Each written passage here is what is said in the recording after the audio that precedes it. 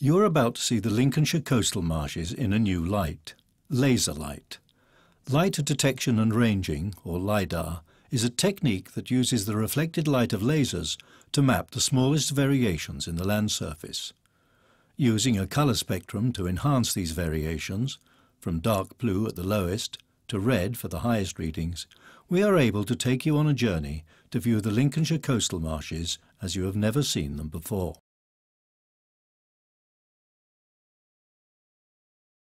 Many factors have helped shape this landscape. The high red wolds to the west were formed in warm seas over 66 million years ago. And less than 3 million years ago, glaciers deposited the undulating clay surface that makes up the yellow Middlemarsh. The crests of this glacial landscape survive as islands. We approach the southern marshes heading south along the coast, past the caravan parks of Anderby Creek, sitting seaward of the Roman bank. In fact, not Roman at all, but a medieval sea defence. Heading inland, we weave our way through the glacial islands that bob like dumplings from within the blue stew of the outmarsh.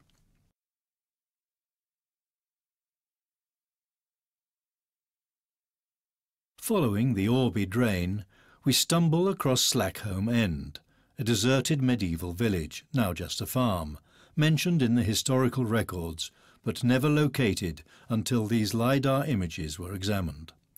See how the LiDAR picks out the ditches of enclosures, raised house plots and the distinctive waves of the medieval fields, known as ridge and furrow. The LiDAR detects other lost settlement sites as small, lighter-coloured mounds within the blue, and it is not long before we stray on another deserted medieval village at Ashington End. Ploughing has removed almost all traces of the settlement, but the LiDAR still manages to raise the old village from the ground. Passing over a landscape riddled with ancient silted creeks and ploughed out ridge and furrow, the clay becomes more dominant as the land begins to rise to the wolds. On the higher ground we catch the disused East Lincolnshire line of the Great Northern Railway, running along the edge of the Middlemarsh. The railway takes us down to Braytoft to view the medieval moated remains of Braytoft Manor, the site of a medieval hall built by the Markham family in the 15th century. To the east, another series of earthworks are perhaps the remains of a formal Elizabethan garden.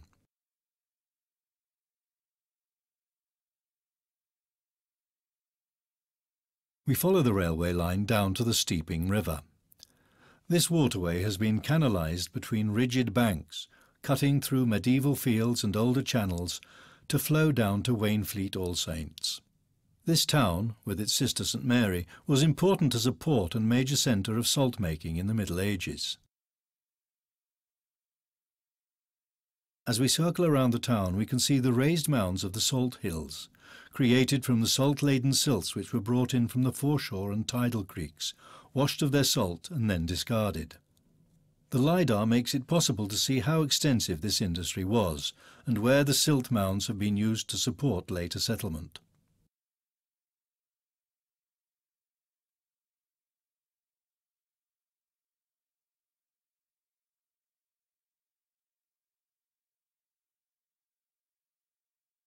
We run back inland along the Wainfleet Relief Channel to Thorpe St Peter. With great clarity we can see where the meadows have preserved the remains of the old village with its moat, enclosures and field systems.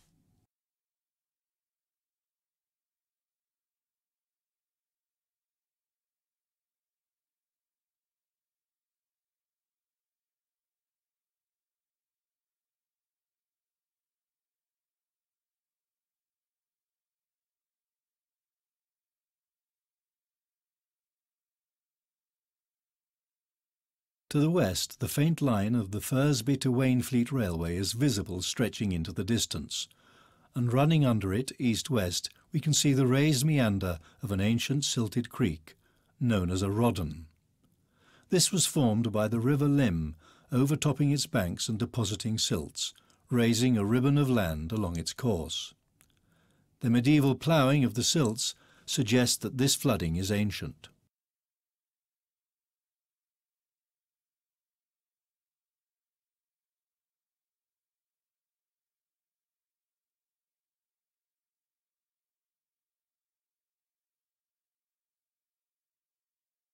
Where the Limb Bank swings south lies the ploughed-out remains of Croft Manor, its areas of settlement marked by mounds, barely visible at ground level, but so distinct in our LiDAR image that it is possible to identify where buildings once stood. To the east lie the remains of Croft Village. Croft Church, a high, thin spike.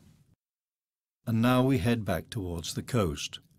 The line of the medieval sea bank crosses our path, carrying the modern A52. The reclaimed land on the seaward side of the bank appears lighter and higher, where the sea has previously washed against the bank, laying down sands and silts.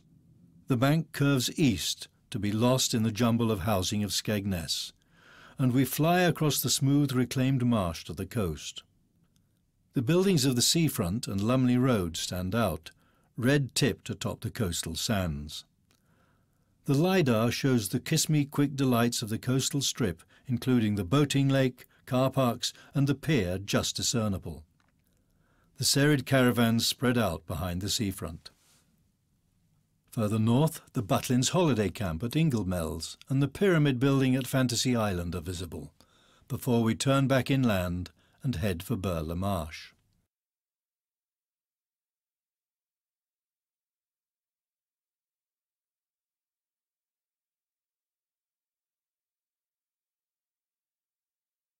Burla Marsh has long been of interest to archaeologists due to the position it occupies on a spur of higher ground that extends from the base of the Wolds into the lowlands of the marshes.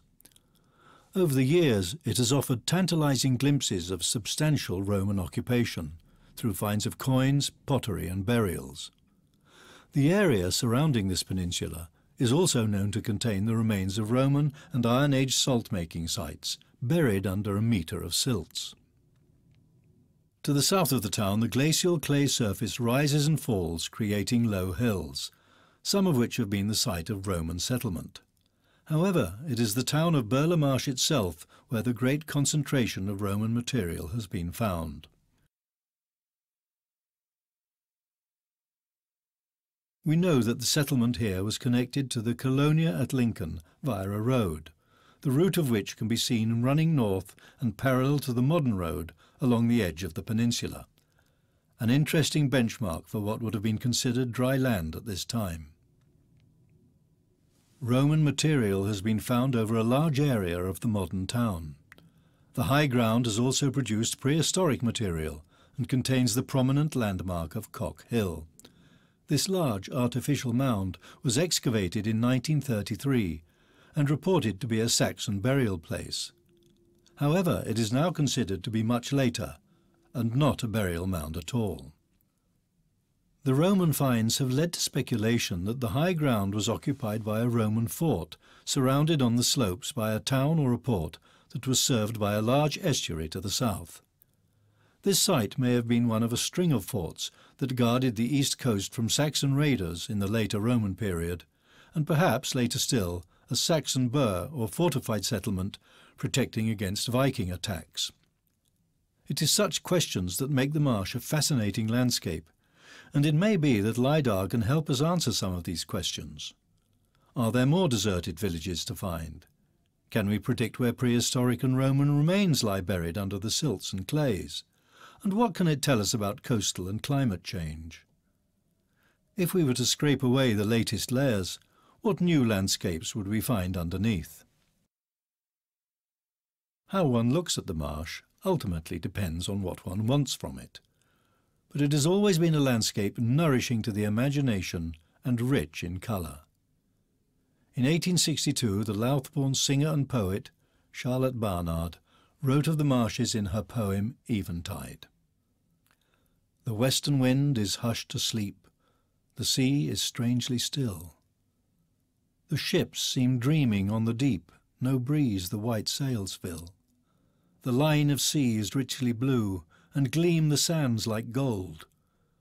The level marsh takes many a hue, and purple lies the wold.